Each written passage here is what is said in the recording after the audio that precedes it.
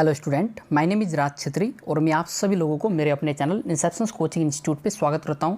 आज हम लोग most important GK question series का पार्ट 9 कवर करने वाले हैं और ये जो वीडियो होने वाला है ये किसी भी एग्जाम पॉइंट ऑफ व्यू से इंपॉर्टेंट होने वाला है। तो चलिए स्टार्ट करते हैं आज के सेशंस को और लेते हैं आज के सेशंस का सबसे पहला क्वेश्चन, जो कि हम लोग के पास में लिखा हुआ है। Question number 1, doctor M S. Swaminathan has distinguished himself in which of the following field. अर्थात जो डॉक्टर एम.एस. स्वामीनाथन जी थे वो निम्नलिखित में से किस क्षेत्र में अपनी विशिष्ट पहचान बनाई है। ये हम लोग के पास में क्वेश्चन है। ऑप्शंस एग्रीकल्चर, मेडिसिन, एस्ट्रोफिजिक्स और फिजिक्स। तो इस क्वेश्चन का जो करेक्ट आंसर होगा वो होगा आपका एग्रीकल्चर अर्थात कृषि। जो डॉक्टर एम.एस. स्वामीनाथन जी थे उनका संबंध कृषि से है। बात आई समझ में। और एक चीज़ आप लोग को जानना जरूरी है कि उनको बोला जाता है father of green revolution in India, अर्थात भारत में हरित क्रांति का जनक भी इनको बोला जाता है डॉक्टर एम.एस. स्वामीनाथन जी को, क्योंकि उन्होंने भारत में हरित क्रांति के क्षेत्र में अपना योगदान दिया था। इसीलिए उनको क्या बोला जाता है, father of green revolution in India. बहुत ही इंपॉर्टेंट है। चलिए आगे बढ़ते हैं, देखते हैं नेक्स्ट क्वेश्चन। क्वेश्चन नंबर 2 हम लोग के पास में देखिए, national anthem was first song on, अर्थात राष्ट्रगान पहली बार कब गाया गया था। ये हम लोग के पास में क्वेश्चन से मेरे करने से पहले एक बार आप लोग खुद से इसको सॉल्व करने की कोशिश कीजिए, ठीक है ना। तो देखिए जो करेक्ट आंसर होगा वो होगा आपका 27 दिसंबर 1911 during the Indian National Congress sessions at Calcutta. यानी कि जो राष्ट्रीय गान था, भारतीय राष्ट्रीय गान आपका जन गण मन, जिसको रविंद्रनाथ टैगोर जी ने ओरिजिनली बंगाली में कंपोज किया था। और नेशनल एंथम का जो लाइन्स है, ये लाइन्स रविंद्रनाथ टैगोर के सॉन्ग भारत भाग्यो विधाता, ठीक है ना, से लिया गया है, जिसमें कुल 5 स्टैंजा है। ये भी आप लोग को याद रखना है, ठीक है। और नेशनल एंथम को पहली बार 27 दिसंबर 1911 में, ठीक है, इंडियन नेशनल कांग्रेस के कलकत्ता अधिवेशन में गाया गया था। ये आप लोग को पता होना चाहिए, बहुत ही इंपॉर्टेंट है। पूछा जाता है जो नेशनल एंथम था उसको किसने कंपोज किया था, तो आप लोग को याद रखना है इसको। जो नेशनल एंथम है भारत का वो है आपका जन गण मन, इसको कंपोज किया था रविंद्रनाथ टैगोर जी ने, ठीक है। बहुत ही इंपॉर्टेंट है। और इसको सबसे पहले 27 दिसंबर 1911 को कांग्रेस के कलकत्ता अधिवेशन में गाया गया था। पता ही समझ में। तो ये कहाँ से लिया गया है, ये लिया गया आपका भारत भाग्यो विधाता, ठीक है ना। और इसमें कुल कितने स्टैंजाज है आपका है, ओवरऑल 5 स्टैंजा, ठीक है ना। चलिए आगे बढ़ते, देखते next question. Question number 3, excessive secretions from the pituitary gland in the children results in, अर्थात बच्चों में पिट्यूटरी ग्रंथि से अत्यधिक स्राव का परिणाम क्या होता है, ठीक है। ऑप्शन से हम लोग के पास में increase height, retard growth, weakness of bones और नॉन ऑफ दिस, ठीक है। तो इस क्वेश्चन का जो करेक्ट आंसर होगा वो होगा आपका इंक्रीज इन हाइट, अर्थात बच्चों में पिट्यूटरी ग्रंथि से अत्यधिक स्राव का परिणाम क्या होता है, बच्चों के ऊंचाई में वृद्धि होती है। बात आई समझ में। तो इस क्वेश्चन का जो करेक्ट आंसर होगा वो होगा आपका ऑप्शन नंबर ए, अर्थात ऊंचाई में वृद्धि, अर्थात इंक्रीज इन हाइट। तो देखिए, excessive secretions from the pituitary gland in the children result in increase in their height. बात आई समझ में, यानी कि किसमें वृद्धि होती है, ऊंचाई में वृद्धि होती है। याद रखना है आप लोग को, बहुत ही इंपॉर्टेंट है। पिट्यूटरी ग्लैंड जिसको हम लोग बोलते हैं क्या, मास्टर ग्लैंड, ठीक है ना। एक ये पी साइज ग्लैंड होता है। आप लोग को ये भी याद रखना है कि जो pea size gland located in our brain is pituitary gland, जिसको हम लोग बोलते हैं क्या, मास्टर ग्लैंड। बात आई समझ में, बहुत ही इंपॉर्टेंट है, पूछा जाता है एग्जाम में। चलिए देखते हैं next question. Question number 4, deficit financing means that the government borrows money from the, घाटे में वित्त पोषण का मतलब है कि जो सरकार है वो पैसा उधार लेता है। अब किससे पैसा उधार लेता है ये हम लोग को जानना है, ठीक है ना। तो देखिए ऑप्शन से हम लोग के पास में RBI, reserve bank of India, local bodies, big businessman और आईएमएफ यानी कि इंटरनेशनल मॉनेटरी फंड, ठीक है।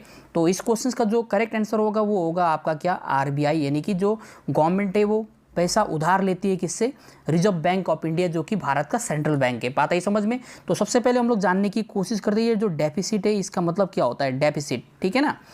डेफिसिट का मतलब होता है, देखिए जब सरकार का खर्च उसकी आमदनी से ज़्यादा होती है तो उसे घाटे यानी डेफिसिट कहा जाता है। बात आई समझ में, मैंने क्या बोला, जब सरकार का जो खर्च है ना उसकी आमदनी से क्या होती है, ज़्यादा होती है, तो उसे घाटा, अर्थात घाटा, देखिए घाटा, या तो हम लोग इसको इंग्लिश में क्या बोलते हैं, डेफिसिट, ठीक है। इसको बोला जाता है डेफिसिट या तो घाटा, क्लियर है। और इस घाटे को पूरा करने के लिए जो व्यवस्था अपनाई जाती है उसे ही हम लोग क्या बोलते हैं, डेफिसिट फाइनेंसिंग बोलती है।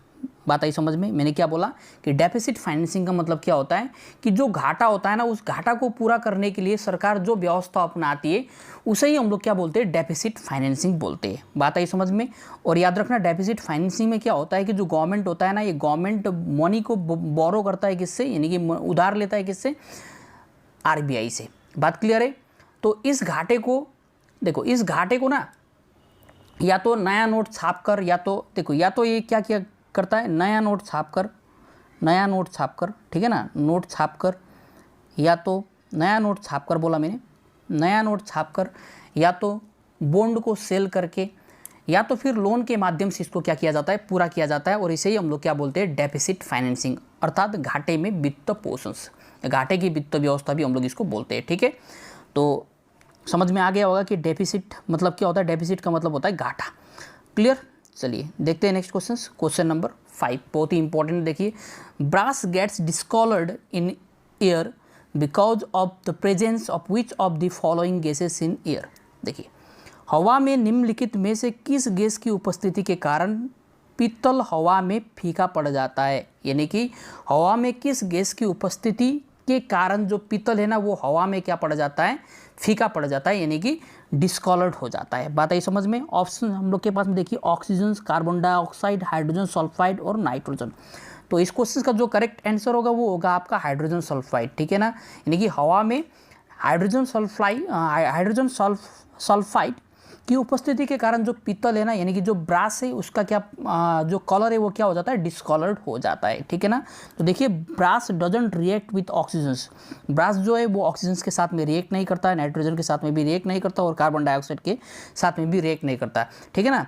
और because of the presence of hydrogen sulphide, brass is discoloured in sunlight, और brass is discoloured in air because of the presence of hydrogen sulphide. ठीक है ना। तो ब्रास क्या होता है, जो पीतल है वो डिस्कॉलर्ड हो जाता है, किसके कारण, हाइड्रोजन सल्फाइड की उपस्थिति के कारण। चलिए देखते हैं नेक्स्ट क्वेश्चन, क्वेश्चन नंबर 6, बहुत ही इंपॉर्टेंट है। ब्रोमीन इज ए, ठीक है, ब्रोमीन एक क्या है, हम लोग से पूछा है। ब्लैक सॉलिड है, या रेड लिक्विड है, या कलरलेस गैस है, या हाईली इन्फ्लेमेबल गैस है, जो कि अत्यधिक ज्वलनशील गैस है। ठीक है, तो इस क्वेश्चन का जो करेक्ट आंसर होगा वो होगा आपका red liquid. Bromine is a kind of क्या होता है, ये रेड लिक्विड होता है, यानी कि लाल तरल होता है। ये आप लोग को पता होना चाहिए, क्वेश्चन पूछा जाता है। ठीक है, अब यहाँ पर आप लोग से पूछा जाता है ब्रोमीन का सिंबल। ठीक है, ये आप लोग को पता होना चाहिए, Br। इसका पूछा जाता है एटॉमिक नंबर, ये भी आप लोग को पता होना चाहिए। एटॉमिक नंबर पूछा जाता है एग्जाम में, एटॉमिक नंबर। ब्रोमीन का जो एटॉमिक नंबर होता है वो होता है आपका 35, ये आप लोग को याद रखना है, पूछा जाता है, बहुत बार पूछा गया है ये।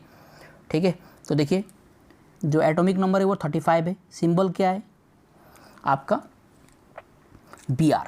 क्लियर। और ब्रोमीन क्या होता है, देखिए, bromine is a chemical element with the symbol Br and atomic number 35, and it is the third lightest halogen and is a Fleming red brown liquid at room temperature.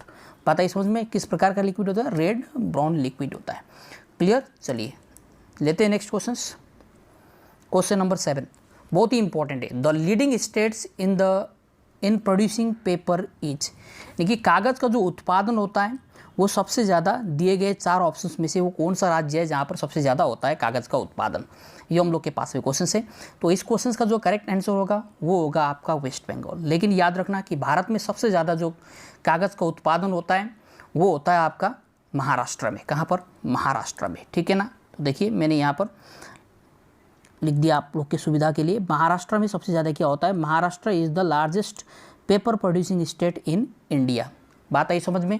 Maharashtra सबसे ज़्यादा होता है महाराष्ट्र में, फिर सेकंड में होता है आपका आंध्र प्रदेश, थर्ड होता है आपका आंध्र प्रदेश बोला मैंने, AP, थर्ड होता है आपका मध्य प्रदेश में सबसे ज़्यादा। ठीक है ना, ये सेकंड है, ये थर्ड रैंक है। यदि मैं फोर्थ रैंक की बात करूँ तो फोर्थ रैंक में आपका आता है कर्नाटका। ठीक है ना, कर्नाटका आपका फोर्थ रैंक में रहेगा।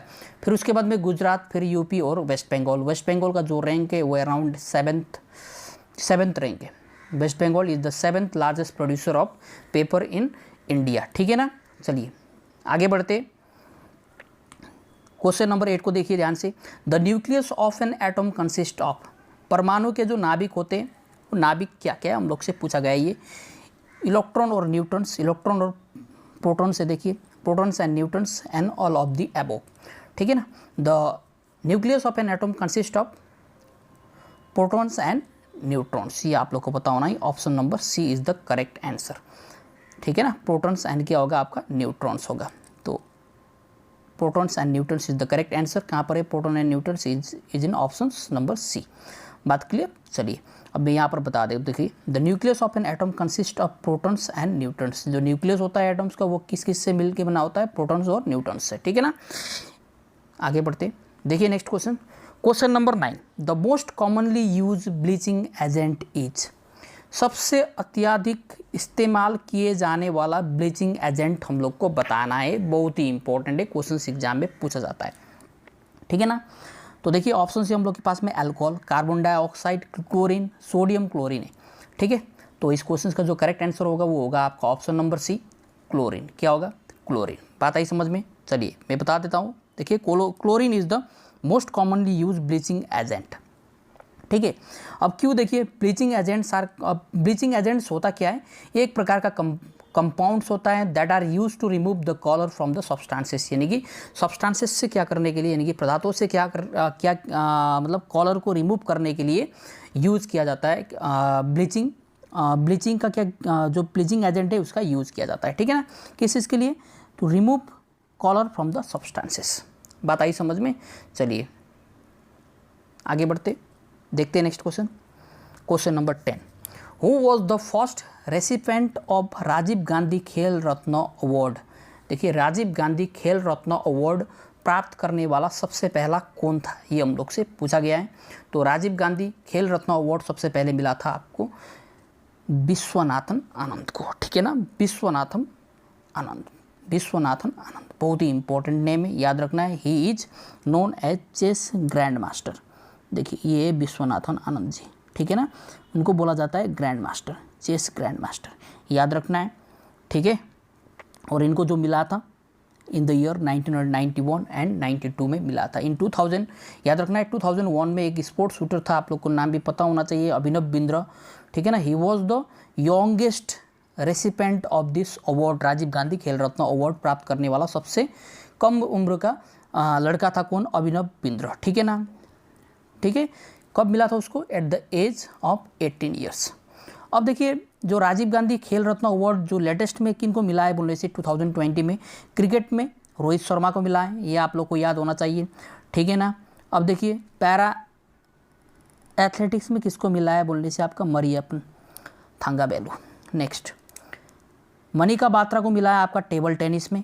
और नेक्स्ट हम लोग के पास में देखिए विनेश फोगाट को मिला है किसके लिए, रेसलिंग के लिए, ठीक है ना, इनको मिला है किसके लिए, रेसलिंग के लिए। आप लोग को ये याद रखना है, क्वेश्चन पूछा जा सकता है एग्जाम में लेटेस्ट, ठीक है। क्रिकेट में रोहित शर्मा को मिला, ये आप लोग को याद रखना है। चलिए हम लोग देखते हैं नेक्स्ट क्वेश्चन, क्वेश्चन नंबर 11,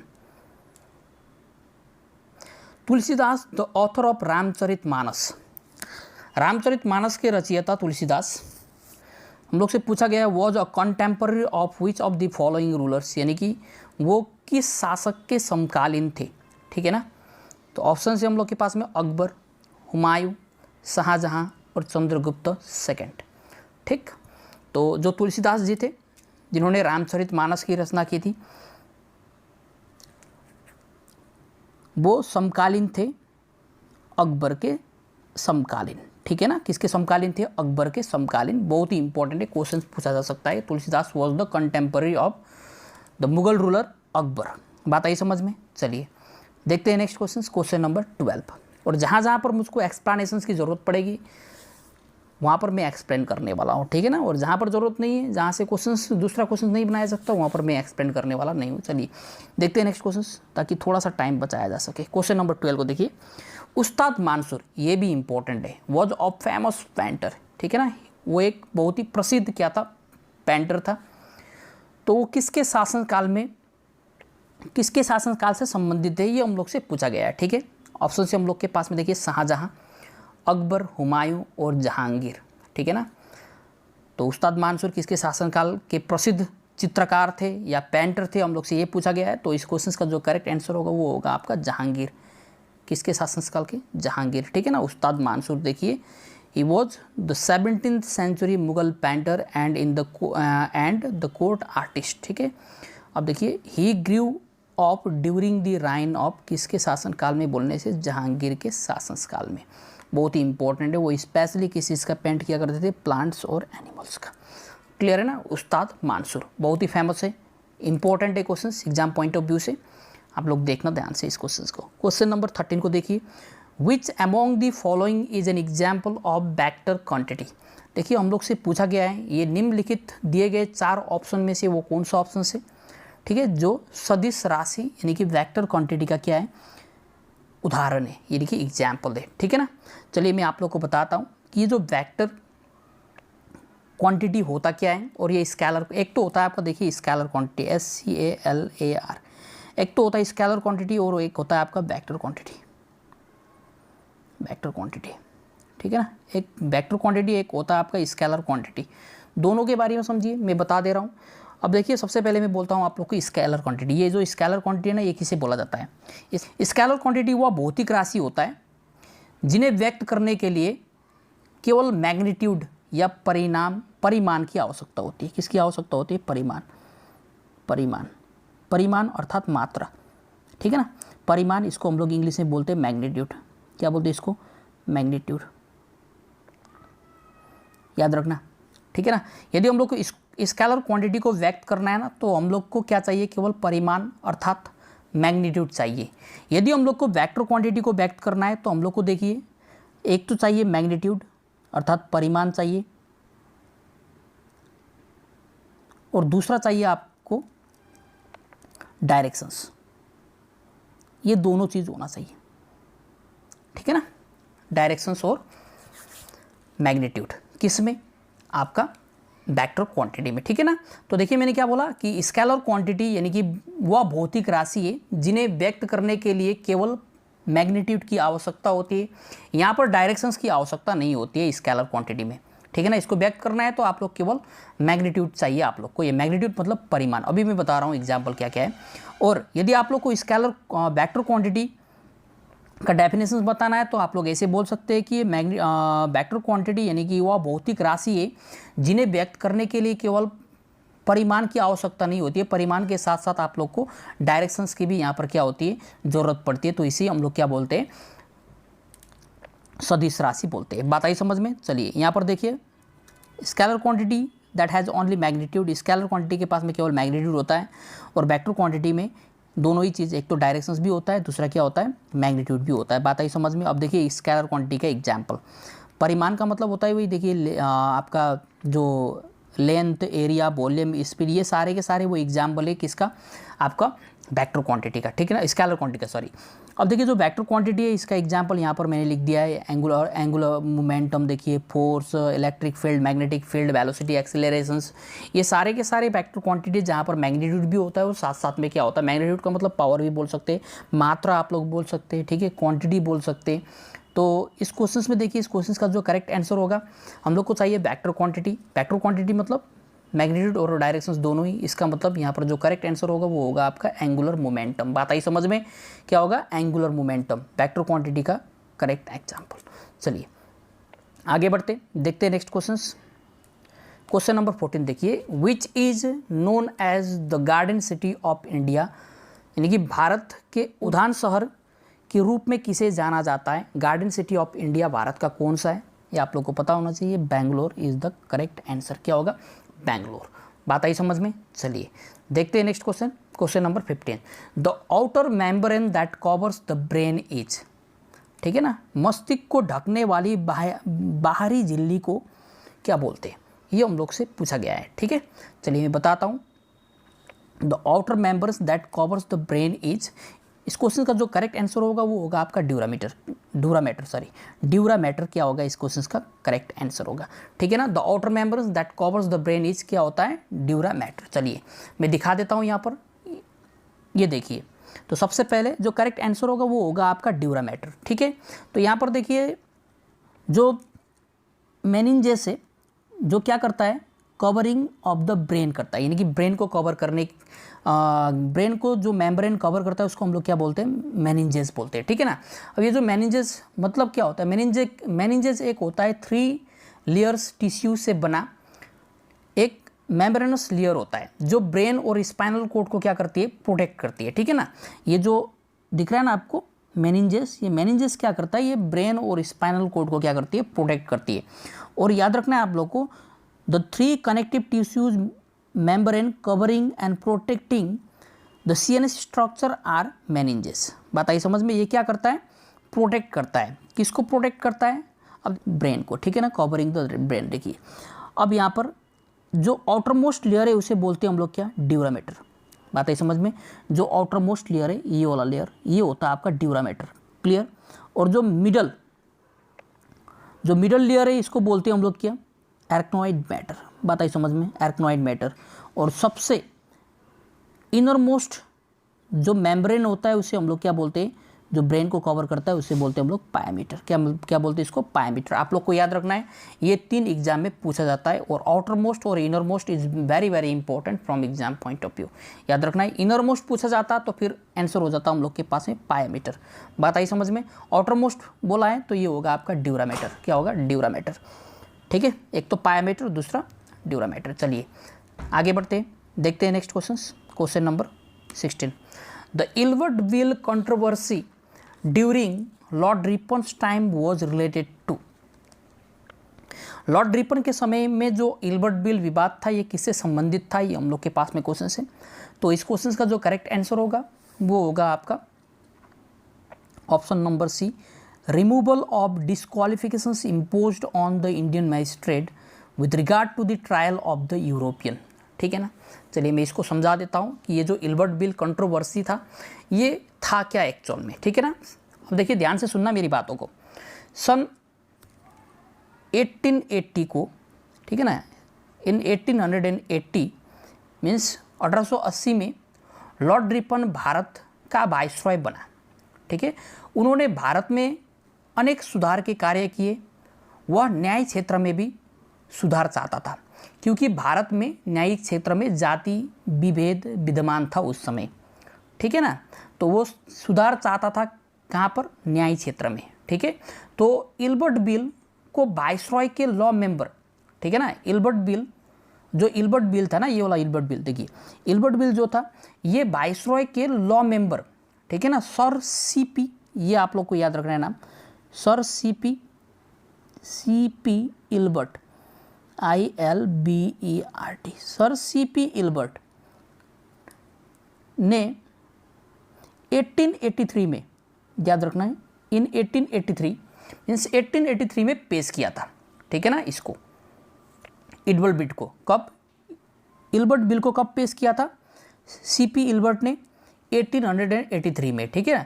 ये मुख्य रूप से अंग्रेज अपराधियों के मामले पर भारत के जजों द्वारा सुनवाई से संबंधित था। ये आप लोग को याद रखना है। ये मुख्य रूप से किस चीज़ से संबंधित था बोला मैंने, ये मुख्य रूप से अंग्रेज अपराधियों को मीन्स अंग्रेज अपराधियों के मामलों पर भारत के जजों द्वारा, ठीक है ना, भारत के जो जज थे उनके द्वारा सुनवाई से संबंधित था। बस आप लोग को ये याद रखना है। और इल्बर्ट बिल का उद्देश्य सरकारी अधिकारियों और भारतीय जो प्रजा थे, प्रजा के बीच जातीय भेदभाव को दूर करना था इसका मेन उद्देश्य। बताइए समझ में, मैंने क्या बोला, इल्बर्ट बिल का जो उद्देश्य था ना, ये सरकारी अधिकारियों और भारतीय प्रजा के बीच जातीय भेदभाव को दूर करना इसका उद्देश्य था, ठीक है। तो क्या हुआ, जब इल्बर्ट बिल आया, यह पास हुआ, तो अंग्रेजों ने इस बिल का तीव्र यानी कि घोर विरोध किया, ठीक है ना, क्योंकि वे किसी भी इंडियन जज को या इंडियन जज से अपने केस की सुनवाई नहीं करना चाहते थे, ठीक है।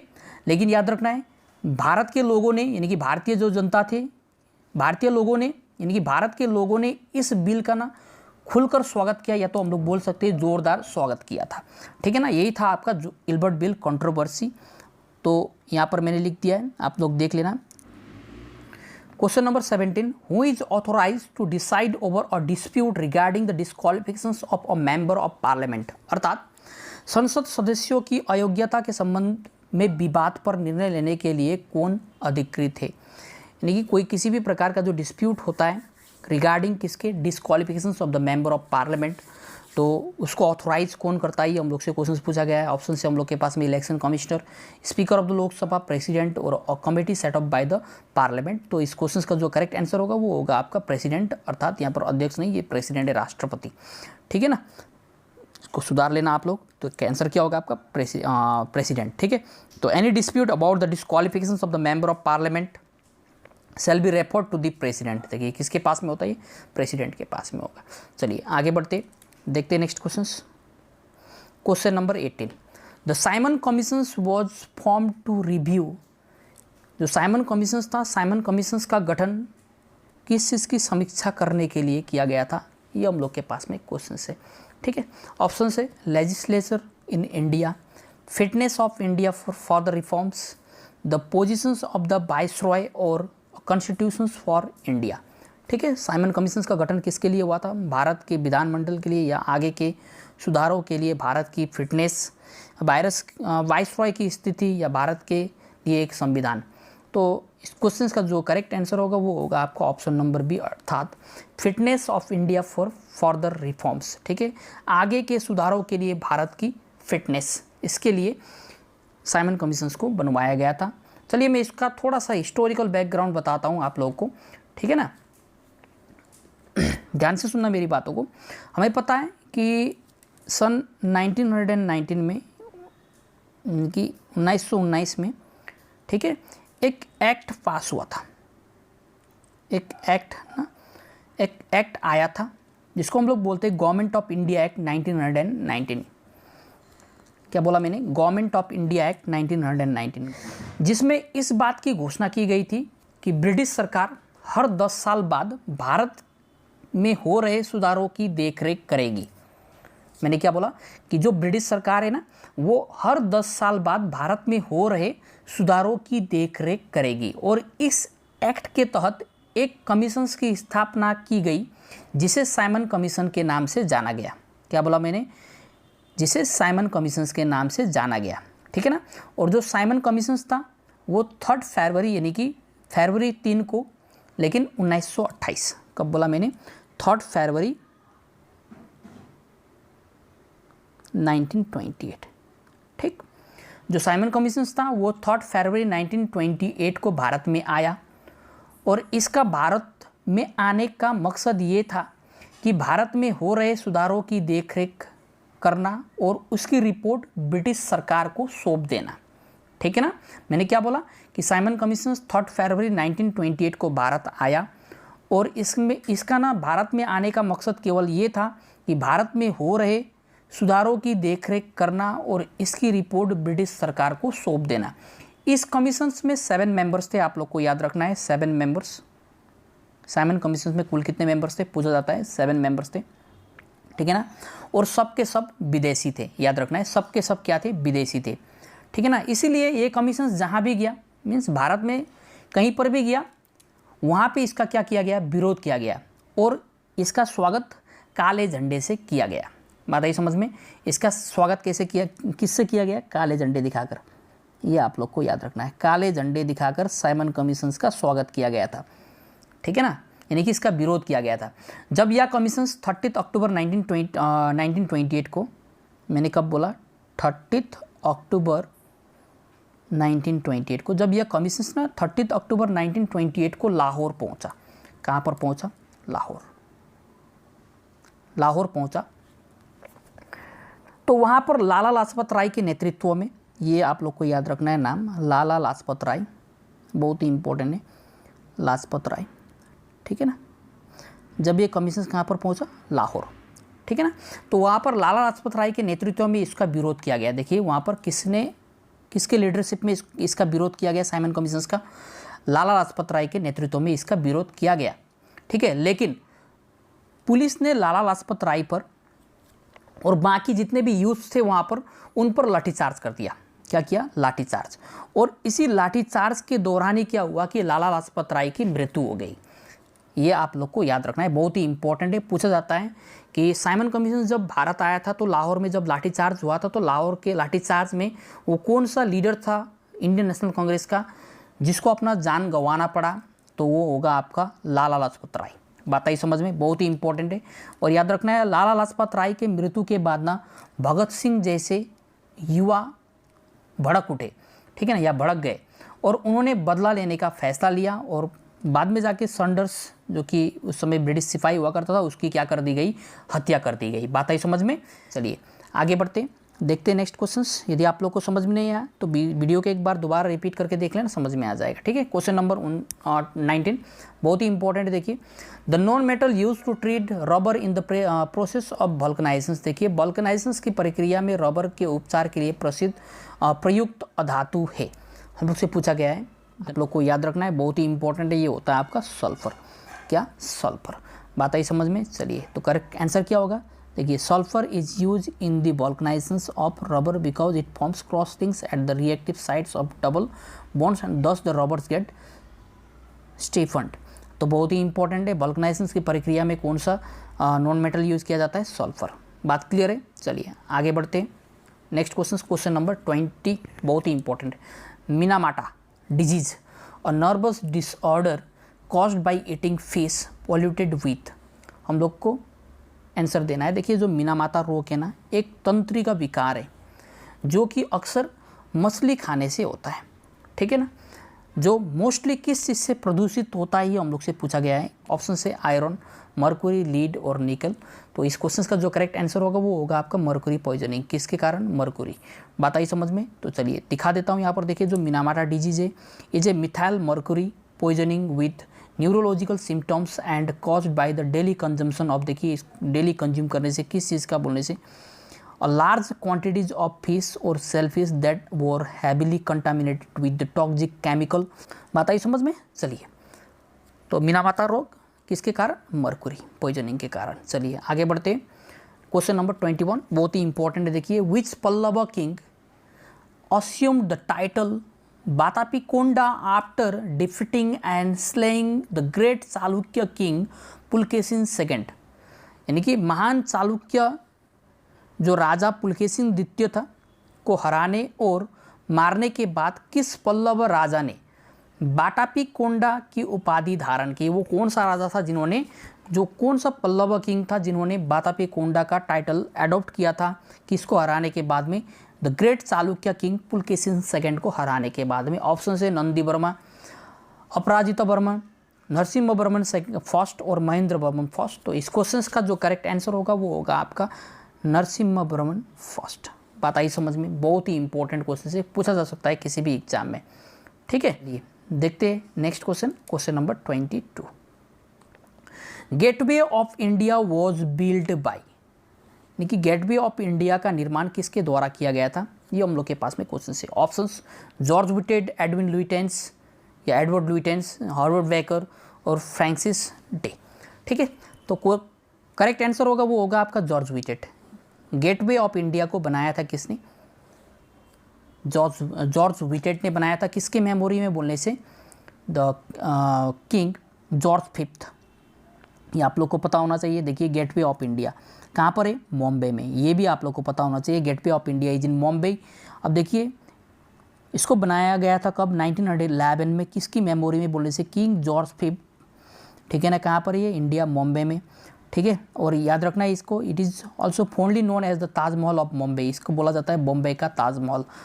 बात आई समझ में। बहुत ही इंपॉर्टेंट है। नेक्स्ट है हम लोग के पास में इंडिया गेट। देखिए ठीक है, इंडिया गेट कहाँ पर है? न्यू दिल्ली, सबको पता है। किसके द्वारा डिज़ाइन किया गया था? ब्रिटिशर्स के द्वारा बनवाया गया था ब्रिटिशर्स के द्वारा। और इसको डिज़ाइन किया गया था इसके द्वारा एडवर्ड लुइटेंस या एडविन लुइटेंस के द्वारा इसको डिज़ाइन करवाया गया था, ठीक है। पूछा जाता है एग्जाम में। पार्लियामेंट हाउस बहुत ही इंपॉर्टेंट है। अब देखिए पार्लियामेंट हाउस भी आपका कहाँ पर है? दिल्ली में ही है। और इसको किसने डिज़ाइन किया था? ये दोबारा से आपका एडवर्ड लुइटेन ही होगा इस क्वेश्चन का भी करेक्ट आंसर। लेकिन इसके साथ में याद रखना हार्वर्ड बेकर भी था, ठीक है ना। क्वेश्चन पूछा जा सकता है। नेक्स्ट देखिए राष्ट्रपति भवन बहुत ही इंपॉर्टेंट है। ये भी आपका एडवर्ड लुइटेंस, ये भी आप लोग को याद रखना है। कहाँ पर है? दिल्ली में ही है, ठीक है ना। चलिए आगे बढ़ते, देखते हैं next question number 23। Muscles fatigue occurs due to the accumulations of, मांसपेशियों में जो थकान होता है वो किसके संचय के कारण होती है, ये हम लोग से क्वेश्चन पूछा गया। ऑप्शन से pyruvic acids, ATP, lactic acid और एरोमेन, ठीक है ना। तो इस क्वेश्चन का जो करेक्ट आंसर होगा वो होगा आपका muscles fatigue is due to the accumulations of what, lactic acid. Lactic acid के संचय के कारण होती है आपका मांसपेशियों में थकान। चलिए मैं बता देता हूँ यहाँ पर, ध्यान से देखना, मेरी बातों को ध्यान से सुनना। Muscles fatigue occurs due to the accumulations of lactic acid, किसके संचय के कारण, लैक्टिक एसिड के संचय के कारण। अब देखिए क्या होता है, when the supply of oxygen is less, जब ऑक्सीजन की सप्लाई कम होती है तो हमें क्या, किस चीज़ की ज़रूरत पड़ती है, हमें ज़्यादा एनर्जी की ज़रूरत पड़ती है, ठीक है ना, हमारे बॉडी को, ठीक है, जिसके कारण क्या होता है, लैक्टिक एसिड फॉर्म होता है। और यही है the most important cause of the skeletal muscles fatigue is considered as the lactic acid accumulations, ठीक है ना। जब ऑक्सीजन की कमी होती है तो हमें वहाँ पर क्या, एनर्जी की, ज़्यादा एनर्जी की ज़रूरत पड़ती है, और ज़्यादा एनर्जी की ज़रूरत होने पर क्या होता है, वहाँ पर लैक्टिक एसिड फॉर्म होता है, और इसी लैक्टिक एसिड के कारण ही क्या होता है, हमें थकान महसूस होता है। बात आई समझ में। चलिए बहुत ही इंपॉर्टेंट है ये। नेक्स्ट क्वेश्चन नंबर 24 देखिए ध्यान से, the male sex organ in a flower is, यानी कि एक फूल में जो नर यौन अंग है वो होता क्या है, mail sex organ in a flower. हम लोग को फ्लावर में जो मेल सेक्स ऑर्गन होता है फ्लावर को, उसे क्या बोलते हैं, ये याद रखना है। तो ये होता है आपका स्टैमेंस। क्या होता है, स्टैमेंस। इसको हम लोग बोलते क्या है, पुंकेसर बोलते हैं हिंदी में। यदि हम लोग से ये पूछ दिया जाए कि फीमेल सेक्स ऑर्गन इन फ्लावर, मैंने क्या बोला, फीमेल, ठीक है ना, फीमेल सेक्स ऑर्गन इन फ्लावर, फीमेल सेक्स ऑर्गन ये पूछा जाए तो फिर इस केस में आपका आंसर होगा पिस्टिल। क्या होगा, पिस्टिल, यानी कि स्त्री केसर। ये आप लोग को याद रखना है, female pistil and stamens is the male sex organ in a flower. चलिए देखते हैं next question, question number 25, which hormone is known as the emergency hormone in our body, अर्थात हमारे शरीर में वो कौन सा हार्मोन है जो आपातकालीन हार्मोन के रूप में जाना जाता है। ये हम लोग से क्वेश्चन पूछा गया। ऑप्शन है इंसुलिन, एंड्रोजन, एड्रेनालाइन और रेनिन, ठीक है। तो क्वेश्चन का जो करेक्ट आंसर होगा वो होगा आपका एड्रेनालाइन, ठीक है, बहुत ही इंपॉर्टेंट है। Adrenaline is also known as the emergency hormone in our body, ठीक। चलिए मैं बता देता हूँ कि जो एड्रेनालाइन हार्मोन है वो कहाँ से रिलीज होता है। देखिए ये होता है आपका एड्रेनल ग्लैंड, ठीक है। ये अब हम लोग को पता होना चाहिए कि जो एड्रेनल ग्लैंड है ना, ये हम लोग का कहाँ पर लोकेट होता है, ठीक है। तो हम लोग को ये पता होना चाहिए कि जो एड्रेनल ग्लैंड है इसका शेप होता है ट्रायंगुलर शेप। कैसा शेप होता है, ट्रायंगुलर शेप होता है, और ये हमारे किडनी के दोनों साइड में पाया जाता है। कहाँ पर, टॉप ऑफ आवर किडनीज, ठीक है ना। देखिए यहाँ पर ये जो दिख रहा है ना, ये है आपका एड्रेनल ग्लैंड, ठीक है। और याद रखना ये एड्रेनल ग्लैंड से जो हार्मोन रिलीज होता है इसे हम लोग बोलते हैं एड्रेनालाइन हार्मोन, ठीक है, एड्रेनालाइन हार्मोन। और एक चीज़, इसको जो इस हार्मोन को जो कंट्रोल करता है ना, उसे हम लोग बोलते हैं पिट्यूटरी ग्लैंड। क्या बोलते हैं, पिट्यूटरी ग्लैंड। चलिए adrenal glands are located at the top of each kidney. देखिए कहाँ पर होता है, इस किडनी के टॉप पर होता है। They are responsible. अब देखिए इससे हार्मोन प्रोड्यूसिंग, याद रखना है, ये स्पेशली क्या है, ये रेस्पॉन्सिबल है किस चीज़ के लिए, हार्मोन प्रोड्यूस करने के लिए, ठीक है ना। कौन कौन सा हार्मोन मैंने बोला, एक तो देखिए कॉर्टिसोल, एड्रेनालाइन, ठीक है ना, बहुत ही इंपॉर्टेंट ये एड्रेनालाइन पूछा जाता है।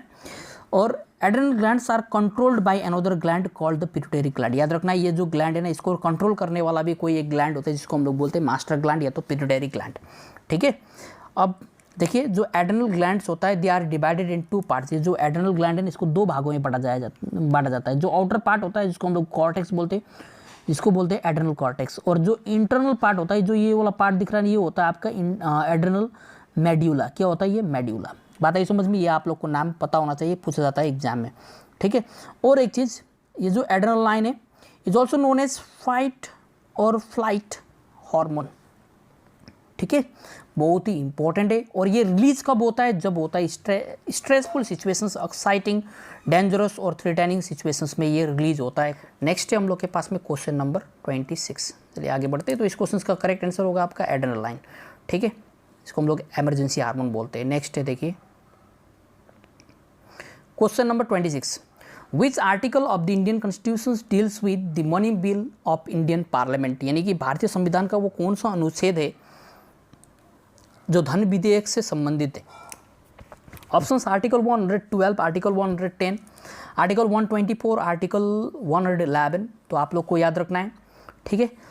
जो क्वेश्चंस का जो करेक्ट आंसर होगा वो होगा आपका article 110 is related with money bill of the Indian parliament, यानी कि भारत के संसद के किससे, धन विधेयक से संबंधित है क्या आपका आर्टिकल 110। बात आई समझ में। यदि आर्टिकल 112 की बात करें तो ये आपका बजट, किससे संबंधित है, बजट से, आप लोग को याद रखना है। आर्टिकल 124, चलिए मैं बता देता हूँ आर्टिकल 111 क्या होता है और आर्टिकल 124 क्या होता है। देखिए आर्टिकल 111 ये रिलेट करता है किस चीज़ से, देखिए president shall declare his assent, president क्या देता है, अपना स्वीकृति देता है किस चीज़ के लिए, वो बिल जो बोथ हाउस यानी कि लोकसभा और राज्यसभा के द्वारा पारित किसी भी बिल को एसेंट यानी कि स्वीकृति कौन देता है, वो आपका प्रेसिडेंट देता है। और ये किस आर्टिकल में लिखा हुआ है, ये आर्टिकल 111 में लिखा हुआ है, ठीक है। और article 124 is about the establishment of the supreme court, ठीक है, establishment and constitutions of supreme court. और याद रखना है ये बोलता है आर्टिकल 124 का जो क्लॉज 1 है ये बोलता है आपको there shall be a supreme court in India, ठीक है ना, भारत में एक क्या होना चाहिए, सुप्रीम कोर्ट होना चाहिए, ये बताता है आपका article 124। Establishment about the supreme court in India, article 124। Article 111 क्या बताता है, ये प्रेसिडेंट किसी भी बिल मतलब कोई भी बिल जो लोकसभा और राज्यसभा के द्वारा पारित होता है उसको स्वीकृति कौन देता है, आपका प्रेसिडेंट देता है। वो किस आर्टिकल में लिखा हुआ है, आर्टिकल 111 में लिखा हुआ है। बात आई समझ में। चलिए देखते हैं नेक्स्ट क्वेश्चन, क्वेश्चन नंबर 27 बहुत ही इंपॉर्टेंट है। देखिए अश्वघोषा, Nagarjuna and Vishvamitra were present in the court of, जो अश्वघोष, नागार्जुन और वसुमित्र थे, वासुमित्र, विश्वामित्र नहीं है, वासुमित्र किसके दरबार में उपस्थित थे, ये हम लोग से पूछा गया है। तो इस क्वेश्चन का जो करेक्ट आंसर होगा वो होगा आपका कनिष्क, ठीक है। कनिष्क के दरबार में प्रेजेंट थे, दरबार में उपस्थित थे कौन, आपका अश्वघोषा, नागार्जुन और वसुमित्र। चलिए नेक्स्ट क्वेश्चन, क्वेश्चन नंबर 28 बहुत ही इंपॉर्टेंट है। देखिए name the atomic bomb thrown at Hiroshima Japan on 6 August 1945, यानी कि 6 अगस्त 1945 में जापान के हिरोशिमा में फेंके गए परमाणु बम का नाम हम लोग को बताना है, ठीक है। तो ऑप्शन से हम लोग के पास में देखिए small boy, big boy, little boy और टाइनी बॉय। क्वेश्चन पूछा जाता है what is the name of the atomic bomb thrown at Hiroshima of Japan on 6 August 1945, ठीक है। तो आंसर क्या होगा आपका, लिटिल बॉय, क्या होगा, little boy is the correct answer. यानी कि जापान के हिरोशिमा में जो बॉम्ब फेंका गया था परमाणु बम 1945 को, 6 अगस्त 1945 को, उसका नाम क्या है, लिटिल बॉय। याद रखना है आप लोग को, ये डायरेक्टली पूछा जाता है क्वेश्चन। नेक्स्ट है question number 29, which metal is known as quick silver, यानी कि किस धातु को बोला जाता है क्विक सिल्वर, या कि क्विक सिल्वर के नाम से जाना जाता है, वो कौन सा धातु है।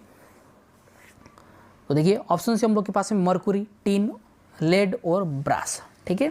तो इस क्वेश्चन का जो करेक्ट आंसर होगा वो होगा आपका मरकुरी अर्थात पारा। बात क्लियर है ना। तो mercury is known as what, quick silver. चलिए एक्सप्लेनेशन तो नहीं है, जरूरत नहीं है, आप लोग को जस्ट बताना है कि mercury is also known as what, quick silver. बात आई समझ में। चलिए नेक्स्ट क्वेश्चन, क्वेश्चन नंबर 30 और आज के सेशंस का अंतिम क्वेश्चन, ठीक है ना। Who among the following Sikh Guru founded the Gurmukhi script, अर्थात सिख गुरुओं में से किसने गुरुमुखी लिपि की स्थापना की है, ये हम लोग के पास में क्वेश्चन है। ऑप्शन से आपका गुरु नानक देव, गुरु अंगद देव, गुरु अर्जन देव और गुरु रामदास। तो इस क्वेश्चन का जो सही आंसर होने वाला है वो होने वाला है आपका गुरु अंगद। क्या होगा आपका आंसर, गुरु अंगद, जिन्होंने क्या फाउंड किया था, किसकी स्थापना की थी, गुरुमुखी लिपि अर्थात गुरुमुखी स्क्रिप्ट की स्थापना की थी। चलिए मैं आप लोग को बता देता हूँ important facts about Guru Nanak Dev, Guru Angad Dev, Guru Arjan Dev और गुरु रामदास के बारे में हम लोग जानते हैं, ठीक है। सबसे पहले देखिए गुरु नानक, बहुत ही इंपॉर्टेंट है, पूछा जाता है एग्जाम में गुरु नानक के बारे में। अब ये सिखों का सबसे पहला गुरु, ही was the first Guru of Sikh, ठीक है ना। और उन्होंने एक कंसेप्ट इंट्रोड्यूस किया था जिसका नाम है वन गॉड, यानी कि वन गॉड वाला जो, यानी कि एक ईश्वर वाला जो कंसेप्ट था वो किसने इंट्रोड्यूस कराया था, गुरु नानक ने, ठीक है ना। और उन्होंने एक कंसेप्ट स्टार्ट किया था जिसका नाम है गुरु का लंगर, ये बहुत ही इंपॉर्टेंट है, एग्जाम में कई बार पूछा गया है गुरु का लंगर। वो started Guru Nanak the first Sikh गुरु, ठीक है। और ये तो बहुत ही important, contemporary of Babar, he was the contemporary of Mughal empire Babar, ठीक है, मुगल बादशाह बाबर के समकालीन थे ये। नेक्स्ट गुरु अंगद, बहुत ही इंपॉर्टेंट क्योंकि ही was the second Guru of सिक्का और इन्होंने ही इंट्रोड्यूस किया था क्या, गुरुमुखी स्क्रिप्ट। बात आई समझ में, यानी कि गुरुमुखी लिपि को इन्होंने ही इंट्रोड्यूस करवाया था। अब हम लोग के पास में देखिए नेक्स्ट है गुरु रामदास, ये भी इम्पोर्टेंट है, ठीक है। ये था आपका 4th गुरु ऑफ सिक्का, सिक्खों के 4थे गुरु, और इन्होंने फाउंड किया था क्या, सिटी अमृतसर। क्वेश्चंस पूछा जाता है who founded the city of Amritsar, तो गुरु रामदास, ठीक है। और इन्होंने क्या किया था, स्टार्ट किया था constructions the famous golden temple at Amritsar, ठीक है ना। अमृतसर में गोल्डन टेम्पल की कंस्ट्रक्शन शुरू की थी किसने, गुरु रामदास ने, पूछा जाता है। लेकिन इसको कंप्लीट कराने वाला कोई और था जिसका नाम है क्या, गुरु अर्जन देव। इन्होंने कंप्लीट करवाया था, लेकिन कंस्ट्रक्शन स्टार्ट करवाया था गुरु रामदास ने, ठीक है ना। और याद रखना है गुरु अर्जन देव को हम लोग बोलते हैं 5th गुरु ऑफ सिक्का, और इन्होंने ही क्या किया था, कंपाइल किया था आदि ग्रंथ को। और ये बहुत ही इंपॉर्टेंट है एग्जाम पॉइंट ऑफ व्यू से, आदि ग्रंथ को किसने कंपाइल किया था, गुरु अर्जन देव ने, ठीक है ना। और इन्होंने कंप्लीट करवाया था गोल्डन टेम्पल के कंस्ट्रक्शंस को, जो कि कहाँ पर है, प्रेजेंट डे अमृतसर, ठीक है। और he became the first great martyr in Sikh history when Jahangir ordered his execution. देखिए यानी कि सिख गुरुओं में सबसे पहले जिसकी हत्या की गई थी वो कौन था, आपका किसके द्वारा, जहांगीर के द्वारा हत्या करवा दिया गया था, किसका, आपका गुरु अर्जन देव का, ठीक है ना। He became the first great martyr, देखिए, ठीक है। सिखों में सबसे पहले शहीद होने वाला, या तो जिसको मार दिया गया था, जिसकी हत्या कर दी गई थी किसके द्वारा, जहांगीर के द्वारा। बात आई समझ में, बहुत ही इंपॉर्टेंट है, एग्जाम में पूछा जा सकता है सिख गुरुओं से रिलेटेड इंपॉर्टेंट फैक्ट। तो हम लोग को पता लग गया कि गुरु नानक जी थे सबसे पहला मीन्स फर्स्ट गुरु ऑफ सिक्का, ठीक है ना। Guru Angad 2nd Guru of सिक्का, गुरु रामदास थे 4th गुरु ऑफ सिक्का, और गुरु अर्जन देव थे 5th गुरु ऑफ सिक्का। और ये इंपॉर्टेंट इसलिए क्योंकि इन्होंने आदि ग्रंथ को कंपाइल किया था, और जहांगीर के द्वारा मारा गया पहला जो ग्रेट सिख गुरु था वो था आपका गुरु अर्जन देव, बहुत ही इंपॉर्टेंट है। तो चलिए एंड करते हैं सेशंस को, और मिलते हैं हम लोग नेक्स्ट क्लास में और अच्छे अच्छे क्वेश्चनों के साथ में। यदि आप लोग को वीडियो पसंद आ रहा है तो वीडियो को लाइक कर दिए, चैनल को सब्सक्राइब कर दीजिए, और अपने दोस्तों के साथ में वीडियो को शेयर किया कीजिए।